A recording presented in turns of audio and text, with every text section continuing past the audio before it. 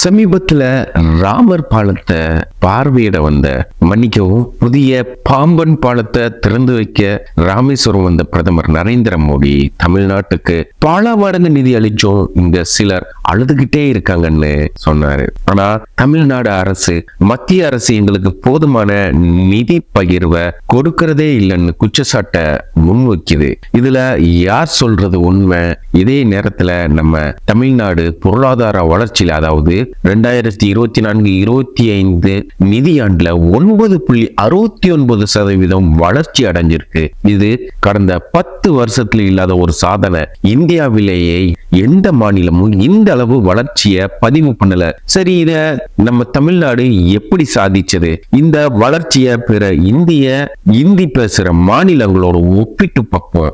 இருமொழி கொள்கை சாபமா வரமா அப்படின்னு பார்ப்போம். வாங்க, நான் கலைச்செல்வன், இது கதகுரு.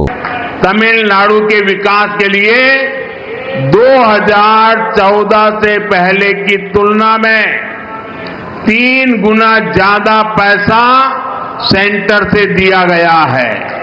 தமிழ்நாட்டுக்கு பல மடங்கு நிதி கொடுத்திருக்கோம். ஆனா இங்க சிலர் அழுதுகிட்டே இருக்காங்கன்னு சொன்னாரு பிரதமர். தமிழக அரசு மத்திய அரசு போதுமான நிதி பகிர்வை கொடுக்கவே இல்லை. அதாவது ஜிஎஸ்டி, புயல் நிவாரண நிதி எல்லாம் தர்றதுலயும் தாமதம் பண்றாங்கன்னு குற்றச்சாட்டை முன்வைக்குது. இதுல எது உண்மை? அதுதான் இந்த காணொலியோட நோக்கம். மத்திய அரசு நிதி கொடுத்திருக்கா இல்லையான்னு கேட்டா ஆமான்னு தான் பதில் வருது. மத்திய அரசு தமிழ்நாட்டுக்கு நிதி கொடுத்திருக்கு.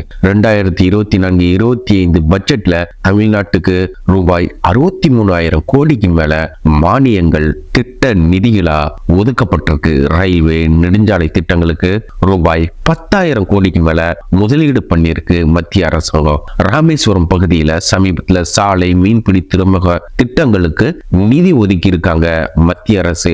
ஆனா தமிழக அரசு ஏன் அழுதுகிட்டே இருக்குன்னு பிரதமர் சொல்றாரு. தமிழக அரசு சொல்லுது, நாங்க மத்திய அரசுக்கு ஜிஎஸ்டி வருமான வரி மூலமா ரூபாய் 1.5 லட்சம் கோடிக்கு மேல வரி கொடுக்கிறோம். ஆனா திரும்ப எங்களுக்கு வர்றது வெறும் 29% மட்டுமே. அதாவது ரூபாய் 40,000 இருந்து ரூபாய் 50,000 கோடி மட்டுமே. இது நியாயமானு கேட்குது. 15வது நிதி ஆணையப்படி மாநிலங்களுக்கு 41% வரி பகிர்வு வரணும். ஆனா தமிழ்நாட்டுக்கு இது குறைவா இருக்குன்னு புள்ளி விவரங்கள் சொல்லுது.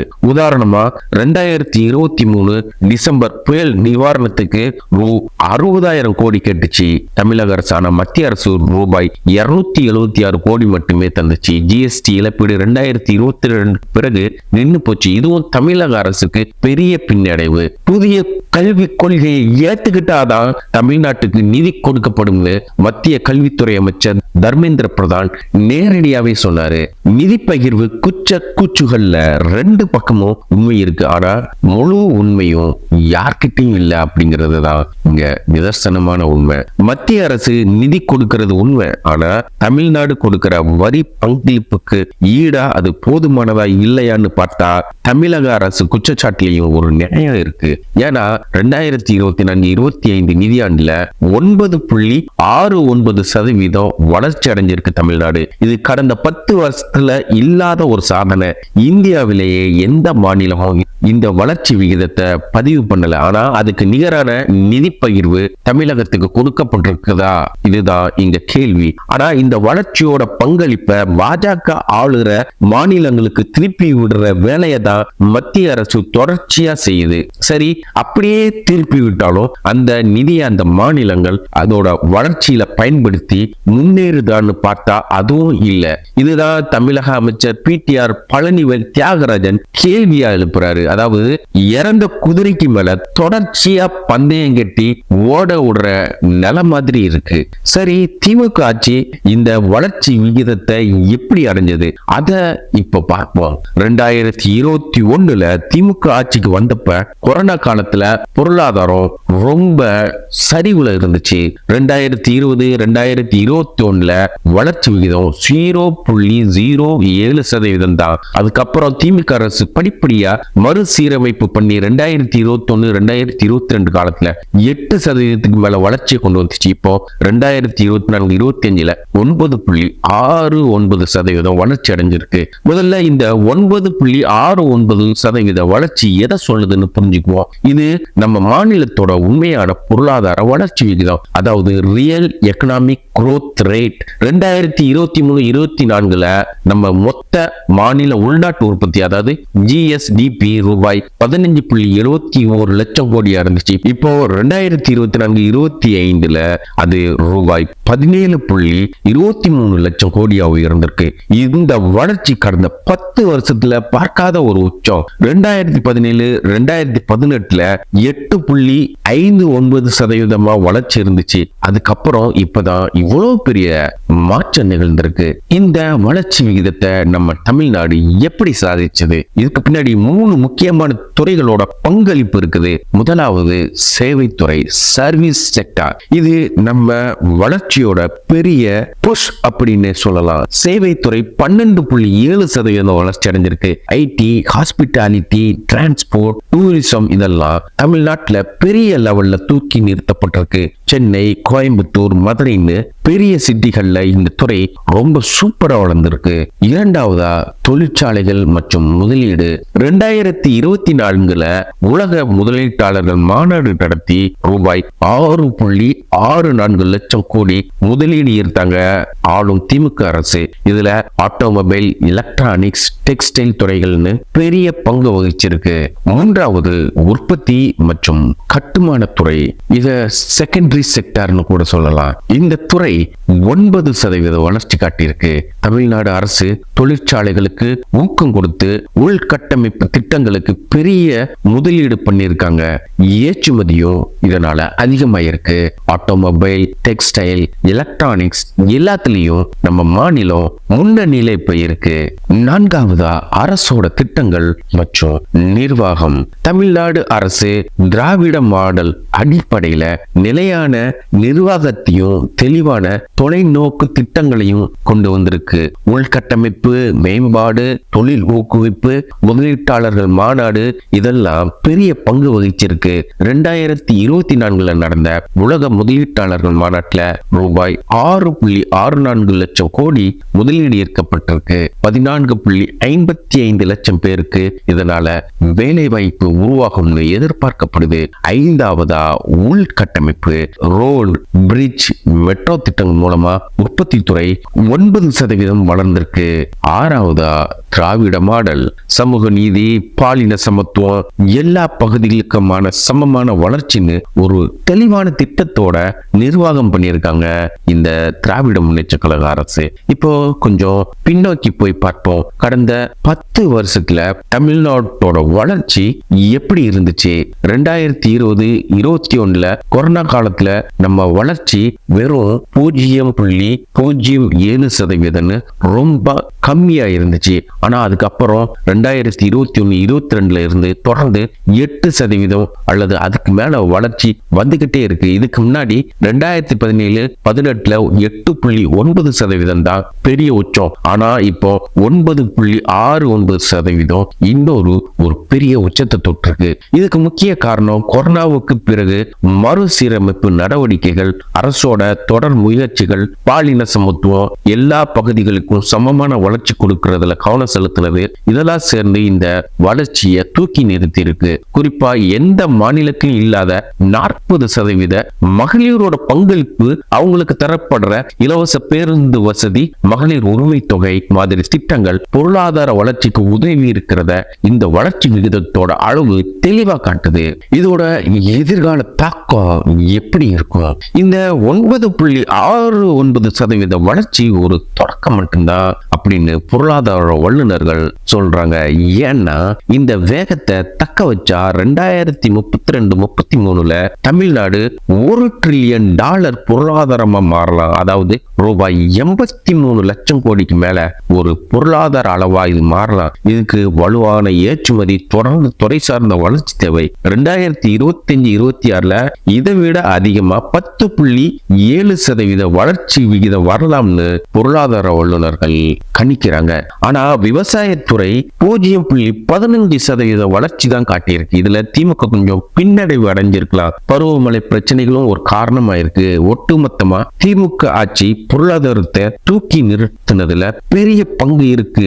சரி, இந்த தமிழ்நாடு 9.69% பொருளாதார வளர்ச்சி, குறிப்பா மகாராஷ்டிரா, உத்தரப்பிரதேசம் மாதிரியான பெரிய மாநிலங்களோட ஒப்பிட்டு தமிழ்நாட்டுக்கு இது எவ்வளவு முக்கியம்னு பார்ப்போம். அதோட பாஜக ஆளுற ஹிந்தி பேசுற மாநிலங்கள் ஏன் தமிழ்நாட்டை விட பின்னடைஞ்சிருக்காங்க?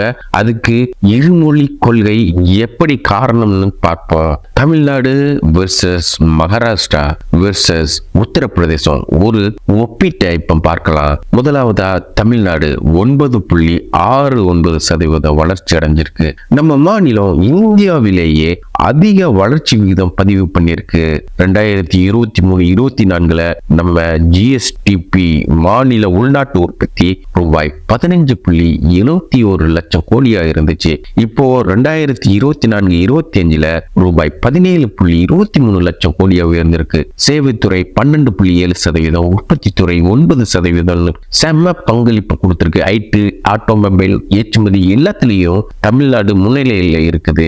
ஆனா இரண்டாவதா இப்போ மகாராஷ்டிரா மாநிலத்தை பத்தி பார்ப்போம். மகாராஷ்டிரா இந்தியாவோட பொருளாதார தலைநகரம் சொல்லலாம். மும்பை அங்க இருக்கிறதால பெரிய பிசினஸ் ஹப்பா இருக்குது. ஆனா 2024-25 புள்ளி விவரம் இன்னும் முழுசா வெளியிடப்படல. 2023-24 இவங்களோட ஜிஎஸ்டிபி ரூபாய் 35 லட்சம் கோடியா இருந்துச்சு. ஆனா வளர்ச்சி விகிதம் வெறும் 7-8% தான் இருக்குன்னு எதிர்பார்க்கப்படுது. தமிழ்நாடு மாதிரியான சீரான வளர்ச்சி இங்க இல்ல.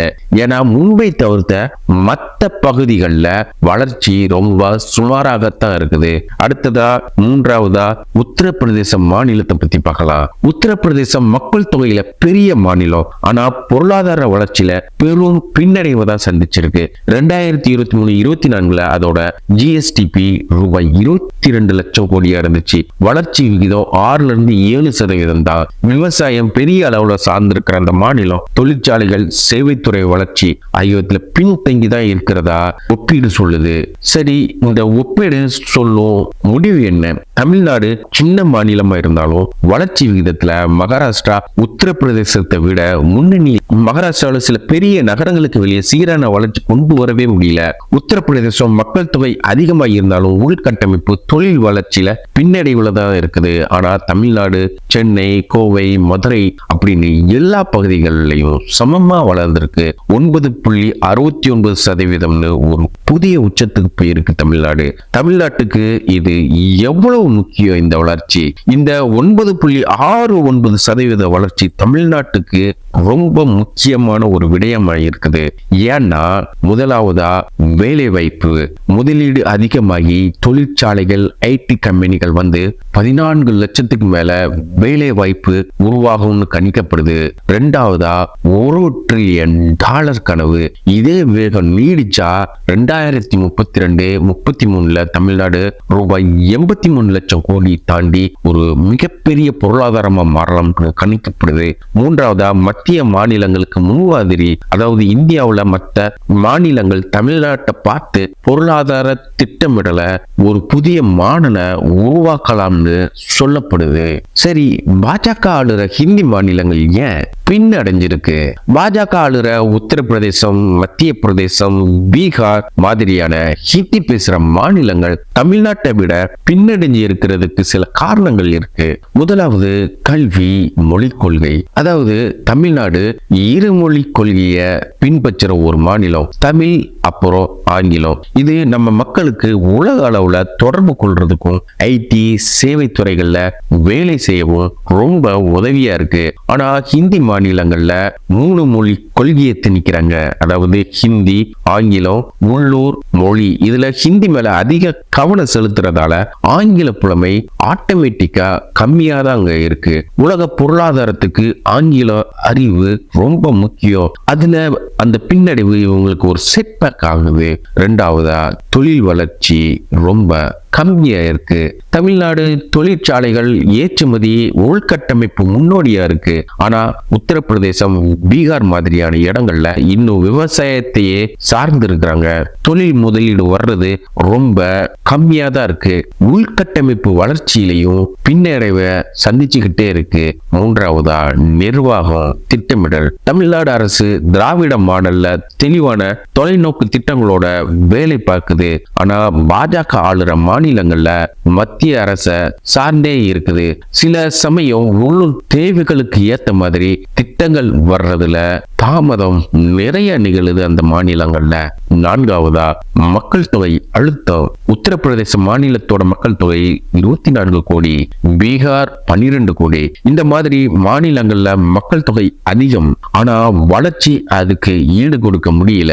தமிழ்நாடு 7.5 கோடி மக்கள் தொகையோட சீரான மக்கள் தொகை வளர்ச்சி விகிதத்தை அடைய முடிஞ்சிருக்கு. இதுவும் ஒரு பின்னடைவா பார்க்கப்படுது. அடுத்ததாக முக்கியமானதான இருமொழி கொள்கை தமிழ்நாட்டுக்கு எப்படி பலம் வாய்ந்ததா இருக்கு. தமிழ்நாடு ஹிந்தி திணிப்பை எதிர்த்து தமிழ் அப்புறம் ஆங்கிலம் மேல கவனம் செலுத்தினது இப்போ பெரிய பலமா அதை காட்டுது. ஆங்கிலம் நம்மள உலக பொருளாதாரத்தோட இணைச்சிருக்கு. ஐடி ஜாம்பவான்கள் சென்னை கோவையில செட்டில் ஆகுறாங்க. தமிழ் நம்ம அடையாளத்தையும் கலாச்சாரத்தையும் பாதுகாக்குது. ஆனா ஹிந்தி மாநிலங்கள்ல ஹிந்தி முன்னுரிமை கொடுக்கறதால ஆங்கில புலமை கம்மியா இருக்கு. இது தொழில்நுட்பம் சேவை துறைகள்ல அந்த மாநிலத்துக்கு மிகப்பெரிய பின்னடைவு அமைஞ்சிருக்கு. தமிழ்நாட்டோட 9.69% வளர்ச்சி மகாராஷ்டிரா உத்தரப்பிரதேசத்தை விட முன்னணியில இருக்குது. இது நமக்கு பொருளாதார வலிமையும் எதிர்கால இலக்குகளை அடைய வைக்கிற நம்பிக்கையும் கொடுக்குது. பாஜக ஆளுற ஹிந்தி மாநிலங்கள் பின்னடைவுக்கு மொழி கொள்கை, தொழில் வளர்ச்சி கம்மி, நிர்வாக சிக்கல்கள் காரணமா இருக்கு. தமிழ்நாடு இருமொழி கொள்கையோட உலகத்துக்கு திறந்து உள்ளூர் வலிமையையும் பாதுகாத்து சாதிச்சிருக்கு. ஆனா மத்திய அரசு தன்னோட நிதி பகிர்வை எந்த பாரபட்சமும் இல்லாம தமிழ்நாட்டுக்கு அளிச்சா இன்னும் பெரிய வளர்ச்சி விகிதத்தை அடையும். அந்த வளர்ச்சி இந்திய வளர்ச்சியில தன் பங்களிப்பை செய்ய முடியும். மோடி சார், நிர்மலா மேடம், கொஞ்சம் பார்த்து செய்யுங்க. உங்களுக்கு ஓட்டு போடாத காரணத்தால தமிழ்நாட்டை வஞ்சிக்காதீங்க. இந்த காணொலி உங்களுக்கு பிடித்திருந்தால் லைக் செய்யுங்கள், சப்ஸ்கிரைப் செய்யுங்கள், உங்கள் கருத்துக்களை கமெண்டில் தெரிவியுங்கள். அடுத்த காணொலியில் சந்திக்கும் வரை நன்றி, வணக்கம்.